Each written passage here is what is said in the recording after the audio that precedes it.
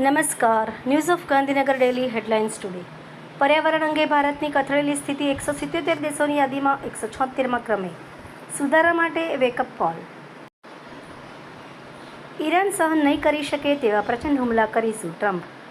સોના કરતાં પણ વધુ કિંમતી ખનિજ શોધ્યાનો રશિયન વિજ્ઞાનીઓનો દાવો, કિંમત જાણી ચોંકશો.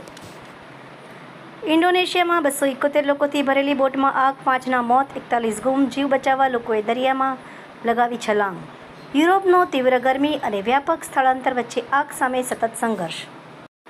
તંત્રી લેખ. ઓડિશા, તેલંગાણામાં ચૂંટણી પંચે મતદાર યાદી સુધારણા SIRની સમયમર્યાદા લંબાવી.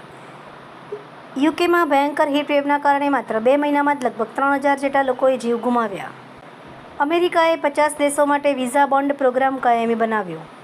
આ ઉપરાંત આગળ મુખ્ય સમાચારમાં જોઈએ તો બેચરાજી બસ સ્ટેશને તસ્કરોનો આતંક. ભીડનો લાભ ઉઠાવી 1.43 લાખનું સોનાનું મંગળસૂત્ર અને રોકડ સરકાવી લીધા. તપાસ સમિતિ રચવા કલેક્ટરને રજૂઆત. પાલનપુર પાલિકા ભૂગર્ભ ગટર પ્રોજેક્ટમાં પમ્પિંગ સ્ટેશનની જમીન ખરીદીમાં ગેરરીતિ. મોતીબાગ ક્લબ સાથે BCAના સંબંધ તોડવાના નિર્ણયથી વિવાદ. મિલકતવેરાની 53 કરોડની આવકની ગાંધીનગર મનપાની તિજોરી છલકાઈ. વ્યાજ માફી યોજનાથી કરજદાતાઓને 2 કરોડની રાહત. કલોલ છત્રાલ હાઈવે પર રિક્ષા ગેંગનો તરકાટ. નજર ચૂકવી મહિલાના 2.10 લાખના દાગીના સેરવી ફરાર. એનોજી સાહિત્ય સરિતા ગ્રુપ. વિષય અસ્તિત્વ, એના ઉપર સર્જકોની ખૂબ જ સુંદર વિવિધ રચિત રચનાઓ. ભાજપાના સમરસતા સંકલ્પ અભિયાન અંતર્ગત અંબાજીથી આરંભ થયેલી પવિત્ર કળશયાત્રાનું આજે મહેસાણા જિલ્લામાં ભવ્ય સ્વાગત કરાયું. નિફ્ટ ગાંધીનગરના સંકલન હેઠળ IIM અમદાવાદમાં નિફ્ટના કલ્ટી સભ્યો માટે 10 દિવસીય ઉદ્યોગ સાહસિકતા વિષયક ફેકલ્ટી ડેવલપમેન્ટ પ્રોગ્રામ સફળતાપૂર્વક પૂર્ણ. વાંદરા પર 35 લાખ રૂપિયાની ખાંડ ખાઈ ગયાનો આરોપ મુકાયો.